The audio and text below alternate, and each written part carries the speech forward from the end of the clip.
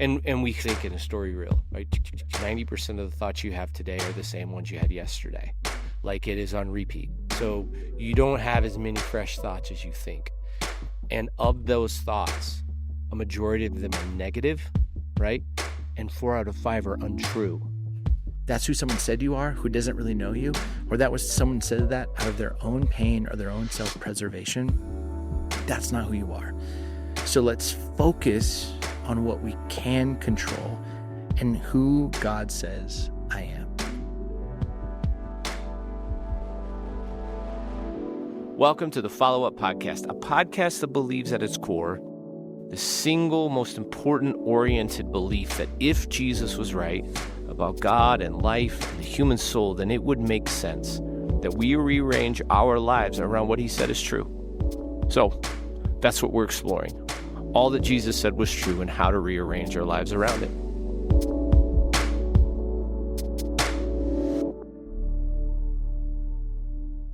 Welcome to the Follow-Up Podcast. I'm Eric Parks, hosting, and I'm so excited because my co-host is here with me, Steve Carter. I'm here. Yo, S. Carter. Oh, yeah. What's up, dude? Well, that's a little Jay-Z reference. Well, S. Carter. Well done. You know, I've also heard you're quite the lyricist. You know, I'm the businessman or I'm the business man. Oh, that's good. That's good. Question for you. What's your favorite, fictional book that you have ever read? Favorite story that you've ever been like, dude, best story ever? I mean, the first one that comes to my mind is Lord of the Flies.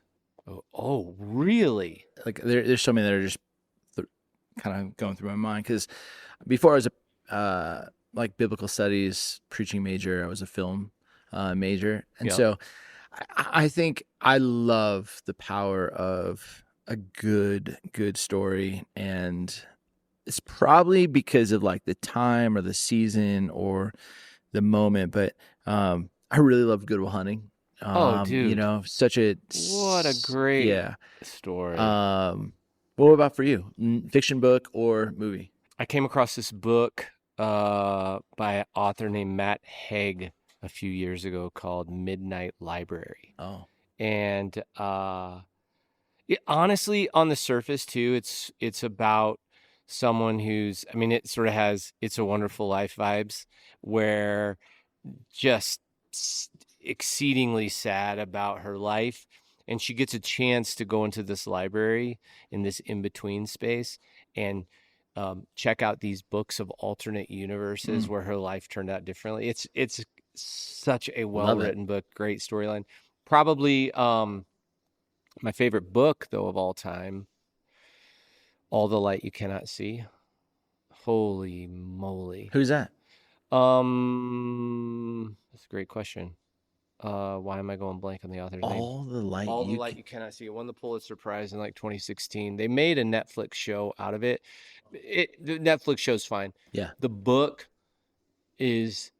it's so beautifully written. I'm like, oh my gosh, it's good. so good. It's one of those too, you have some where you're reading or watching and you're like in it. It pulls you into it. Yep. That's just story, right? So good. And obvious transition. We're talking about story today, especially as it relates to formation and how we're being formed. Because the story that you're in, that you believe you're in, says a lot about the person you're going to become. Right? That's right. That's right. If you believe that you are a particular role, then you have sort of played it out a particular way. So we're going to talk about story today. So let's start with an actual story. Okay. First time we met. We alluded to it a little bit. Yeah. But I'd love to unpack that because I think in that story, which we tell often, there was a lot going on in your life and my life. And so I want to rewind the tape. Yep. You and I didn't know each other. We had lots of mutual friends, and this was 2019. So pandemic hadn't happened.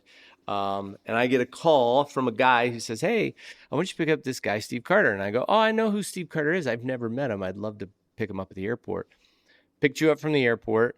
And we had a pretty long drive out into the mountains. It was for this like finishing well conference thing that we were both part of. And what I remember about the drive was you started to share your story at that point, which a lot of your story was still pretty fresh, right? Yeah. Like, tell me, where were you in 2019? Where were you in what had been going on in your world at that point? The last week of 2018, we pulled out of Chicago and we moved to the desert. And part of it was just, my life had been so set in Chicago, and we lived kind of like a mile and a half from where our personal Chernobyl had happened. And so we, as a family, my wife was from the desert. She grew up in Arizona. And I had like this weird dream where I felt like I was awakened in the middle of the night, and I felt like the Lord say, go to the desert, wait for instructions. And I thought it was more metaphorical. And then when I told my wife the next morning, she just teared up and said, I've been sensing the same thing. I want to go home. Oh, wow. So we pack everything up and we move. And we were literally like in a rental townhome, trying to heal as a family. And it wasn't anything like that I had done. It was a spiritual mentor, and just found myself siding with the women and resigning. And so it just, out of nowhere, didn't have like a what's next, but trying to pick up the pieces when I saw my whole future in the neighborhood we were living in the job I did have, doing the stuff that I loved to do. And now I found myself like detoxing overnight. Is it fair to say like that was a very sudden book ending? Sudden. Because so sudden. I mean, I know the story. You had a very particular, here's what's next. Yep. Here's what's going to look like. Here's what I've been working towards. Yep. And sometimes in life it's like real fast. Sometimes it's not. This one was the real fast. Real one, fast. right? Real fast. Boom. And so, yeah, we were just moving. We had moved to Arizona, and then we basically had like 3 values. Like, one was we were going to grieve, breathe, receive. Like I had to learn about a grief. I knew how to achieve. I didn't know how to grieve. Yep. 2, we wanted our family to be well, like to get healthy. And then we wanted to create beautiful things. And so I didn't want to give up on the church. Again, the church didn't hurt me. And so I was traveling and speaking on the weekends, and then trying to be uber present with my family during the week. And so that was kind of like the rhythm, and get invited. And I had been a part of this kind of gathering of guys who finished well for, I don't know, probably 4 years, 5 years. Yeah. This was like my first one. Your first one. Yeah. Like I had never been there before. Yeah. So I'd been there, and then, pulled up and landed in Denver, and you picked me up, and we went for a drive, and felt like you were kind of in a similar season of your own kind of path of, wait, this wasn't the way it was supposed to go. And so it just felt like a one epic trauma bond a little bit. And there was certainly that. I do remember at that point, I had been gone from my previous role for only a few months. Yeah. So there was some trauma bonding for sure. Yeah. It's also like really comforting to be with someone who pretty quickly, like, you started telling your story pretty quickly. Mm-hmm. Like, there wasn't like lots of pleasantries. It made me feel like, okay, I'm not alone. Yeah.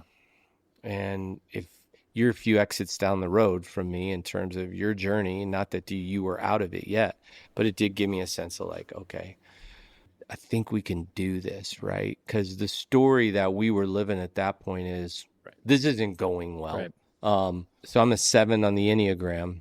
For those of you that are 7s, when things aren't going well for us, sometimes it's hard to believe that they will ever go well again. Mm-hmm. You're like, totally.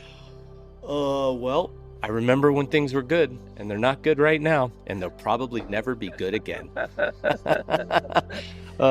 Sitting with you in that space was like, that was a really big turning point for me personally. Yeah, it was huge.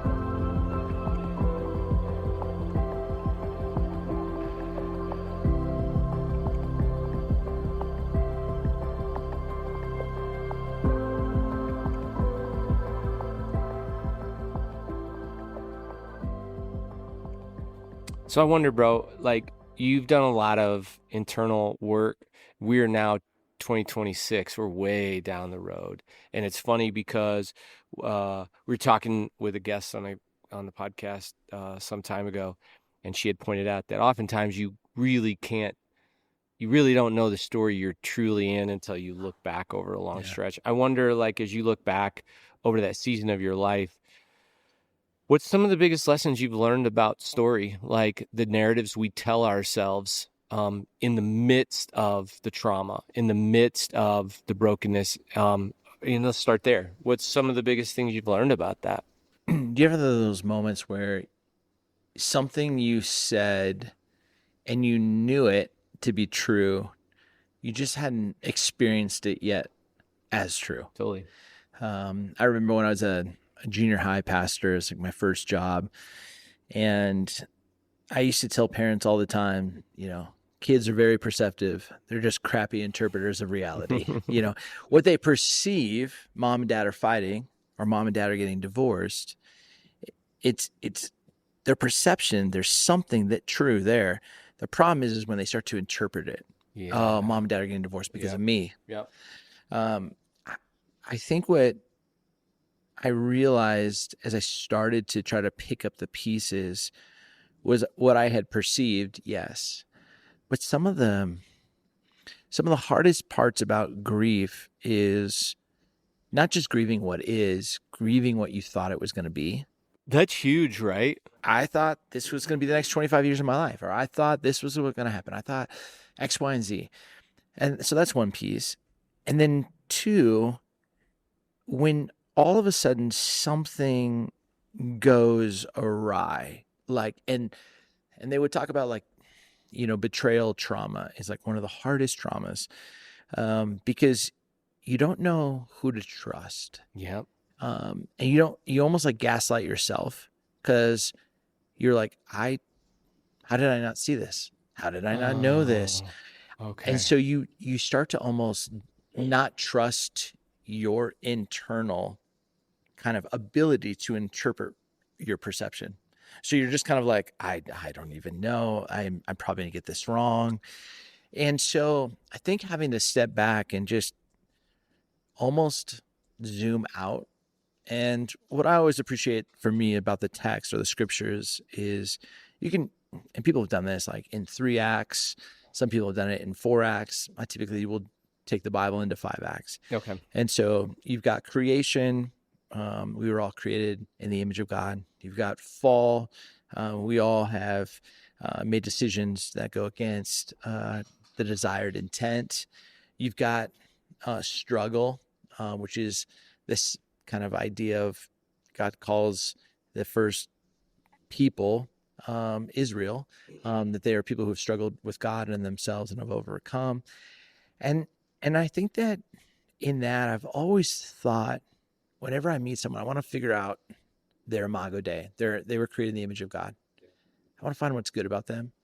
But 2, there's always something that's like, whether their choice, whether their childhood trauma, something where there's some fall, some brokenness in their life.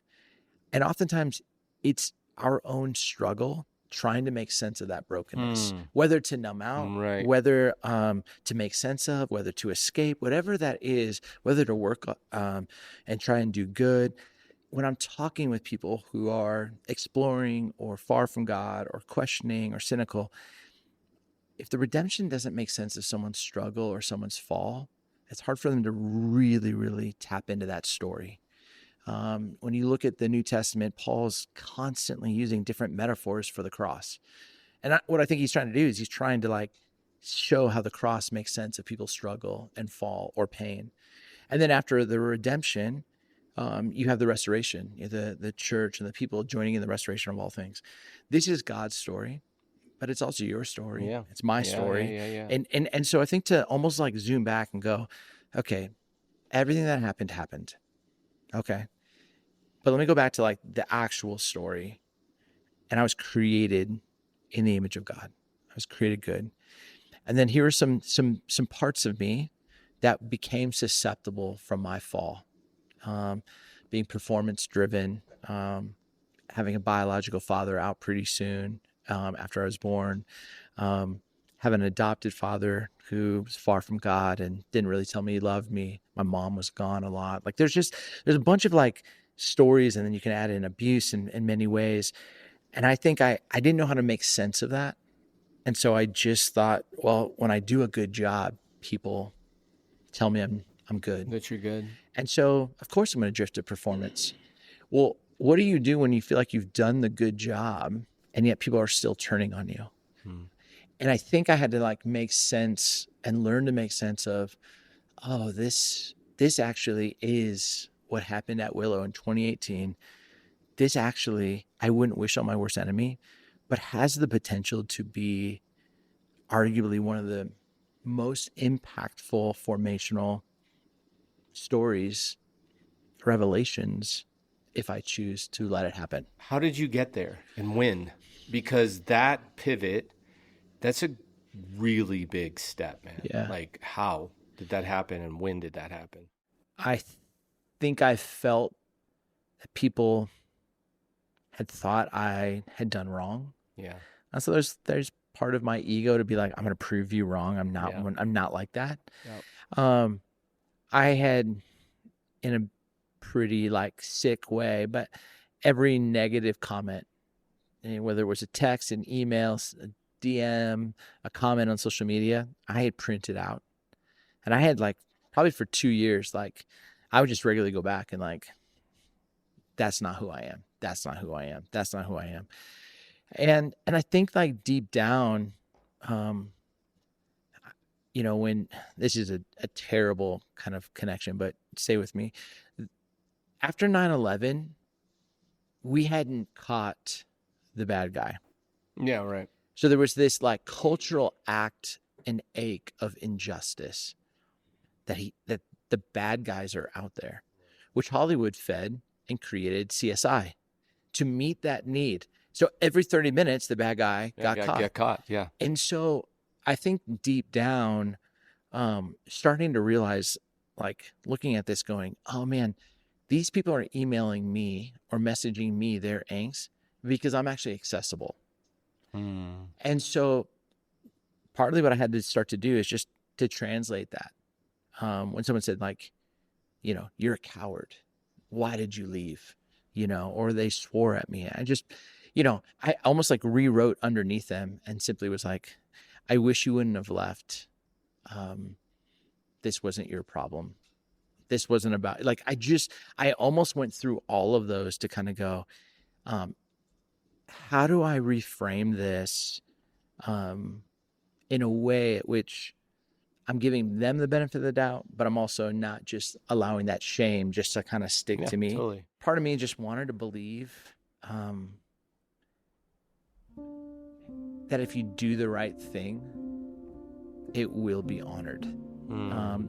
And the moment of that was my son was probably, I think, 5th grade, and we had went to Starbucks to pick up coffee, and we were waiting in line. It was a crowded Starbucks, and a lady walked up to me and she just put me on blast. And my son grabs my hand, and he's looking at her, looking at me, looking at her, looking at me. And this woman goes for like 4 or 5 minutes just yelling at me. And everyone at the Starbucks is just like watching this happen. And I just kind of say, hey, thanks for trusting me with your full candor. And I'm going to just take our drinks and leave. And I'm walking back to put my son in the car. And he said, Dad, you always taught me if you do the right thing, you'll be rewarded. So you either didn't do the right thing or that didn't feel like a reward.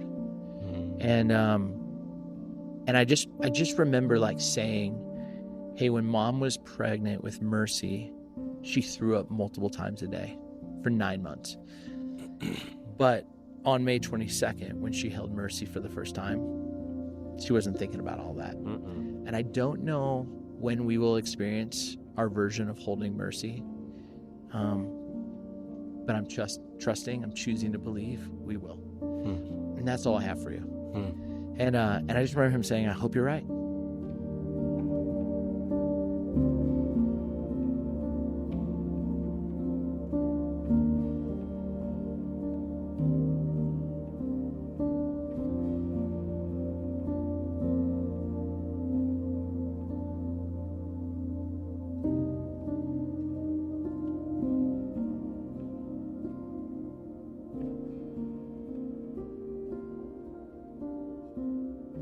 On the other side of it now, 8 years later, I'm in a role I love and with a team I love. Yeah. I'm on the other side. I'm holding mercy. I don't take it for granted. But 2019, 2020, 2021, not knowing where it was all going, every day was like an active step of faith and navigating through the dysregulation of what someone might post on Twitter, what someone might say, trying to hold all of that and show up well to therapy, show up well to my family, show up well to what I was trying to do in the world. But it was hard. It was a active every day of faith. And there were a couple of weeks I didn't even get out of bed. It was too much. And there were moments I was like the lowest I'd ever been. There were moments I could maybe take care of my soul, but living in that grief, I couldn't take care of my physical well-being. I gained a bunch of weight and no shame on it. It was just like it was hard for me to do it all. And I almost had to be like, okay, I can't keep up the way I used to. And so there's going to be some slips, but the most important piece is my walk with Christ, my family, and not giving up hope.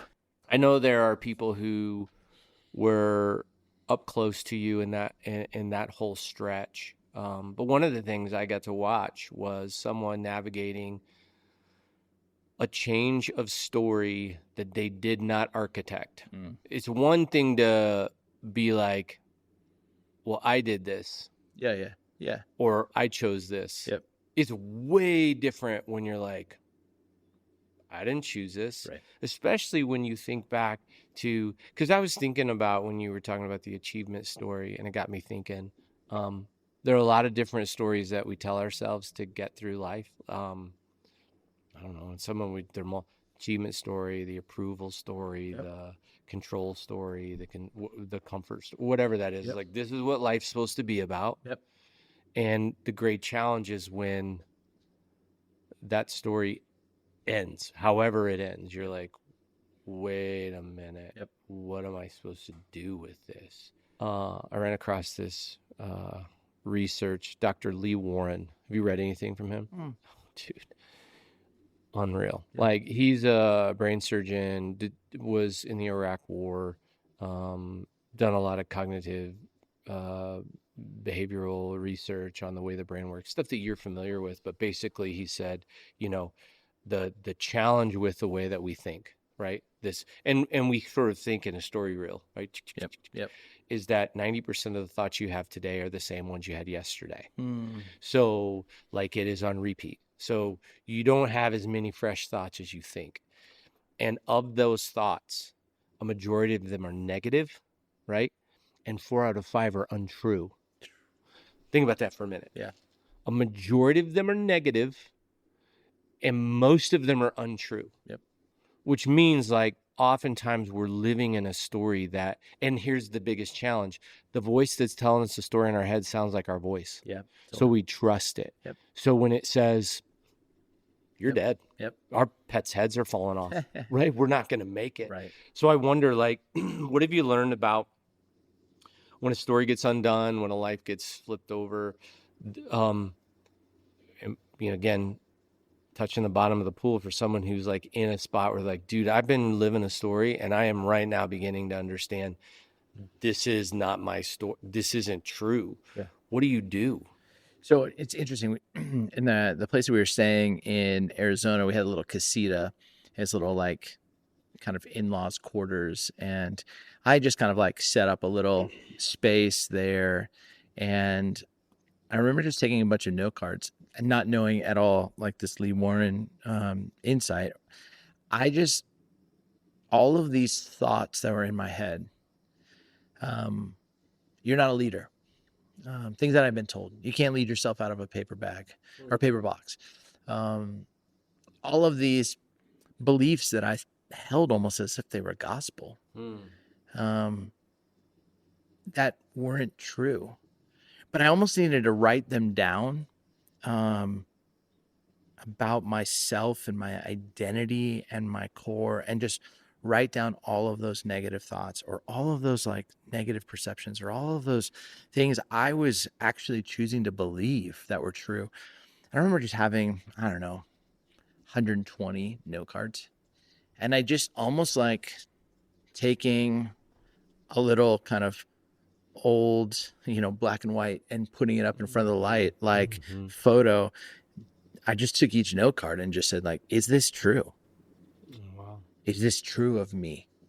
And, am I a piece of whatever this person has said? Am I not a leader? And why am I, or why am I not? And it really took me back to a talk I'd heard from Christine Kane, and Christine Kane had just said, like, there's all of these great questions in the first few chapters of the Bible. Where are you? Who told you that? Did God really say? And I just remember just like looking at these and being like, did God really say this? No. Well, that's good. Did God really? No. Did God really say? No. And almost like, and started doing therapy, like a therapeutic practice called IFS, like, and you and I have connected about this, internal family systems. But one thing that they'll often talk about is updating your parts. And you almost have to update. And this was me updating. This isn't true. I'm not saying just because I updated it once, it didn't come back, or those negative thoughts or those lies. But I had to remember, hey, remember, we updated our parts. That wasn't true. That's not who you are. That's who someone said you are, who doesn't really know you, or that was someone said that out of their own pain or their own self-preservation. That's not who you are. So let's focus on what we can control and who God says I am.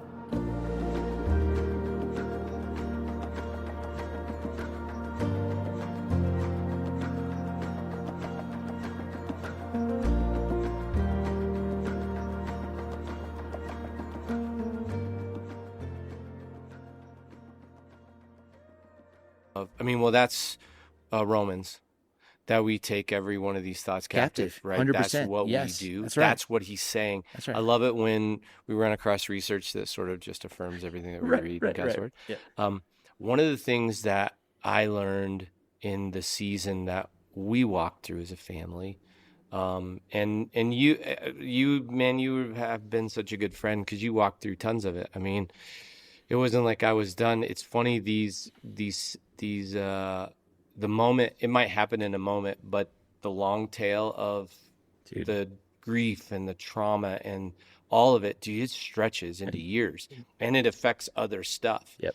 So the work was, for me, okay, in the same way, you were going to have to, I didn't write them on cards. I think it's a brilliant idea, but I'm going to have to replace some things. Like, I'm going to have some work to do. And I was writing down some of the stuff that I have to, and I still do tell myself 4 simple things.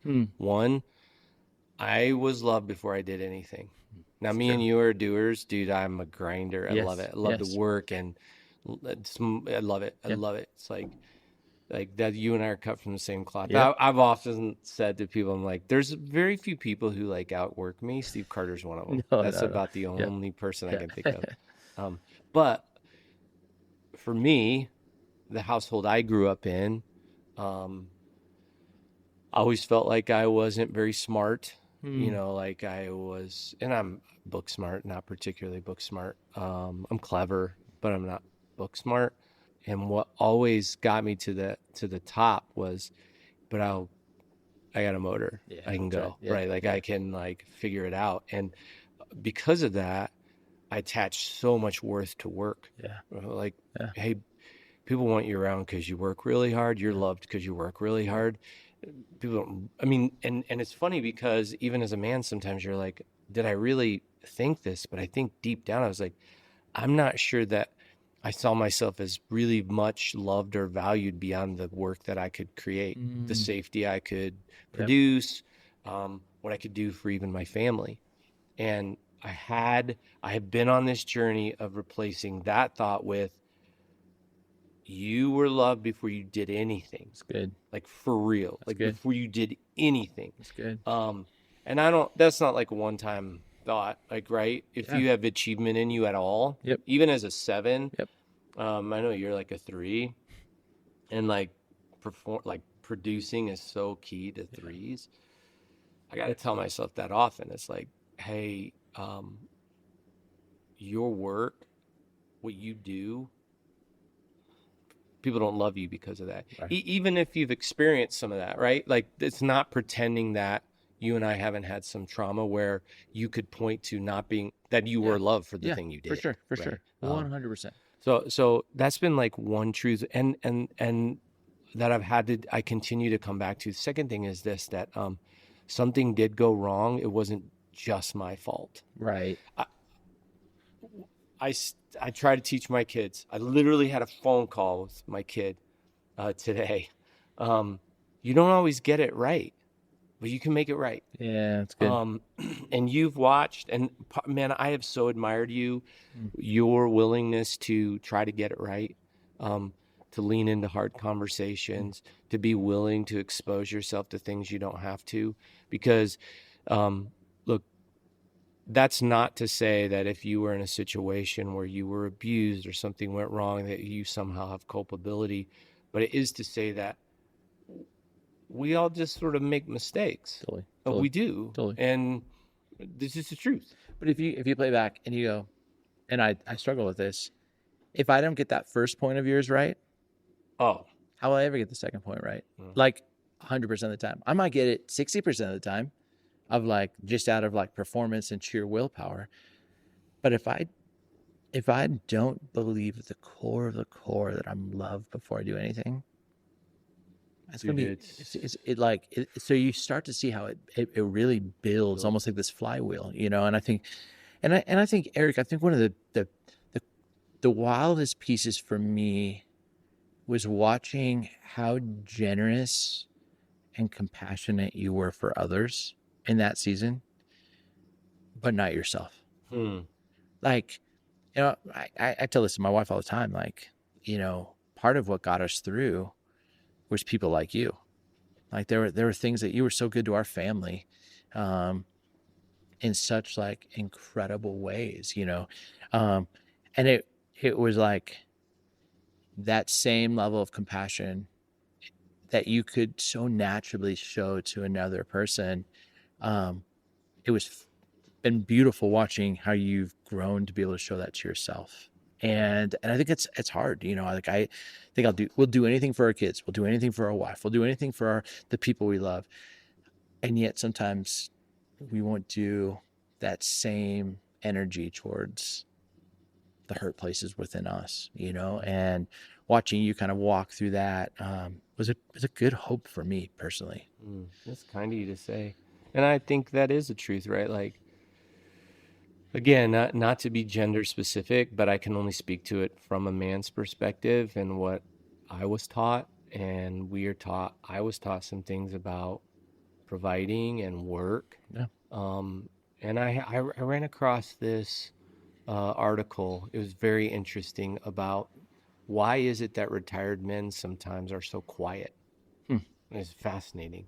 And they said some of the research behind what they're finding is they're not quiet because they're angry or upset. They're quiet because their entire identity was built on a performance myth. And now that that's gone, they don't feel like they have anything to say or add value to. Wow. Right? Like it's like deep within us. Yeah. And that has been like, I'm right at my prime. It's not like I have it figured out, but you are right. Like if I can't start with I'm loved And then even, and I know it's like we start talking about self-love and some people are like, oh, come on. But I'm like, it is true for me anyway. It's way easier to extend a ton of grace to other people Yeah. and then ignore my own stuff. Yeah. But then that leads me to the third thing I tell myself, because, and I don't know how it felt for you after my Chernobyl, our Chernobyl, um, part of why you were such a good friend to me. And dude, I will remember it. I won't say the whole story because I just won't. But there was a time when we pulled over, and I don't remember if it was soon after this, and I'd shared some of the journey, and you got out. We were at a gas station, and you were livid and said some things in defense of me that I will never forget because it felt like in the moment that I was on an island all by myself. You know what I'm saying? Yeah. Like, is anybody going to save me? And even in your 40s, it's funny because you're like, well, you're a grown man, right? But you do feel like, Yeah. is anybody going to save me? Yeah. And the story I have just kept telling myself is rescue's already happened. Eric, you don't need saving from this. You're going to be okay. You've already been saved. Rescue's already happened. I know you feel, and we felt so isolated, had so many friends disappear, felt so afraid, so scared, and really feeling like, is anybody going to throw us a life preserver? And the truth is, a lot of what motivates me is I don't want anybody else to feel that. Like, if I have life preservers, I'm going to try to throw them out to my friends. Yeah. I'm going to say like, hey, no, I mean, I'll do the best I can. You come here. I'll hook you up. I'll take care of you. But that's a narrative, the story I've had to tell myself. Okay, dude, you are loved before you've done anything.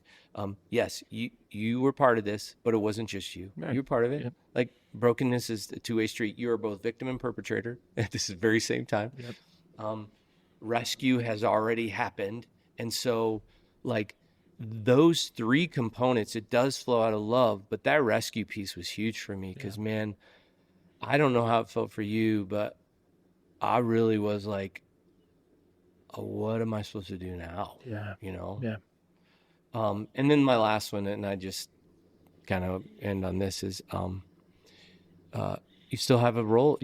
You're sent. You still have something to do. Yep. It isn't over. Yep. One of the things that I think happens to people like me in particular, I said at the beginning, that you get into one of these stretches where you're afraid, where you don't feel loved, like all of the stories in front of you, and you really believe like, well, maybe I'm done then. Like, maybe there's nothing left for me to do. And I just kept coming back to, that's just not a true narrative. Right. That's a false thought. It's like your cards. It's like, okay, then what does the Bible say about all of these things?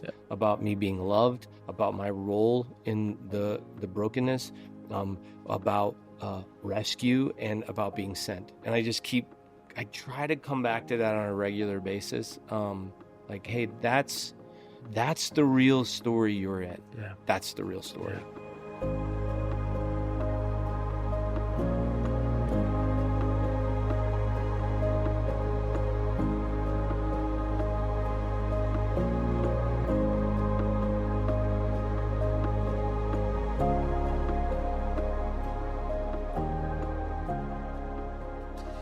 It's interesting is like the story of Joseph gave me such bizarro hope. You know, I mean, here's someone who had all the ambition in the world. You know, he's got a dream that his brothers are going to kneel before him, has a special place in his father's eyes, has a beautiful coat, gets sold into slavery, and it's just like a wild story of what he keeps going through. Right. But he finds himself in prison. He helps like some guys get back. He tells them not to forget him once the dreams come true. Pharaoh has this dream. Most of you know the story. And this guy says, I remember this guy in prison who was able to interpret dreams. So Joseph interprets the dream correctly. And then Pharaoh puts him in charge but then he ends up marrying a woman, has two Mm-hmm. kids. One of the kids' named is Manasseh, and the other one's name is Ephraim. You can like just skip over it really quickly. But like Manasseh meant something like, you caused me to forget about my family. And Ephraim was like, you redeemed what was taken. So like, imagine like you naming your three kids, you caused me to forget about my deepest pain. And you like, Yeah. and there was this woman, Anna Golden, out of, I want to say Dallas, or Houston, but she wrote a song called Thank You for Manasseh. And it was this whole piece of, I thank you for Manasseh, and I'm letting it go. I'm giving it to you, God. And I always like think about, if you if you like play the tape back and you go to 2014, Yep. you're in a huge season of growth in the church that you're at. I'm just speculating. Oh yeah. But those 4 points aren't that clear. Some other 4 narratives of your Oh, story there's are a whole nother driving, thing right? driving, right? And For sure. and on the outside, crushing, success, approval, amazing, getting invited into rooms, all of that stuff. And yet it is not fundamentally as theologically sound as those 4 statements that you had. And so it's amazing how, the fool's errand is a phrase you always used to say, but that fool's errand, like on the outside, it can look like all the outcomes are screaming the right story, the right story, the right story. And at that time, yes, there's good fruit, good things that's coming. Yeah. But it's not sustainable. Yeah. It's not long lasting. And I think it's just when you can look back and go, man, I'm thankful for Manasseh because it allowed me to get those 4 pillars, foundations right. Legit. Yeah. So that I never became the fall. Yeah. So it allowed me to figure out what I need to hold on to finish this race well. And I think you've been a testament of like doing the work. None of us have done it all right, like you said, your point 2, but like recognizing like know better, do better, and in taking steps of health. And I look at that and I go, what a gift that is to you. What a gift it is to your family. What a gift it is to Plum Creek. And yet it's so hard to believe that in 2020. Yeah, it is. It's so hard to believe that in the moment. And yet if you do it, you begin to realize, like, again, very simplistic way to look at spiritual formation, but some would say simple, complex, sacred. You take a simple truth, God works all things together for the good. Okay, that's a simple truth. Yeah. And then it hits the complexity of 2020. Yeah. Or hits the complexity of when just the rug's pulled out from underneath you. And you have to go, does God work all things together for the good? Yeah. Even in the midst of this, even when I didn't see it coming, even when it wasn't fully my fault, even when. And then once you get to that other side and you see, oh, wow. It's like that verse becomes weighty and sacred. You can say God works all things together for the good, even my Manasseh, even 2020, all of it. And just, I think you now carry that as like a Ebenezer stone or like an altar. Absolutely. It's just with you. It's saying, no, I've seen God work when it didn't make sense, and gives me hope that he'll continue to work even when it doesn't make sense. Well, that's my hope, in the same way that for real, I borrowed some faith from you in that car ride in Colorado. And I borrowed from you. Yeah. And I hope people who tune in and are listening can borrow some faith, because my guess is somebody's walking through a season of profound sadness or disappointment, realizing that I'm in a shift of story, and it's not from chapter 3 to 4. It's a whole new book. And so my hope is that, like you sharing your story, thanks for sharing, that someone can borrow a little bit of faith in a season when the story they're in is shifting to a new story. Yeah. So, and I'd also say to that person, if you don't have those 4 pillars, go back and pull from Eric's. You were loved before you did anything. mm-hmm. You start there. Like if you can just get back to believing that truth, you're 75% of the way. Oh, that's true. Without that, it's going to be done with a lot of like blood, sweat, hustle, work, energy, trying to prove or earn something that you already have. Yeah, so good. So that's going to do it for today. If something landed for you in this conversation, don't just let it sit. Take it with you. Carry it into your week. Talk about it with somebody. Let it do something in you. And if you want to go deeper, click on the link in the show notes. We'll be back soon with more. So until then, keep following up.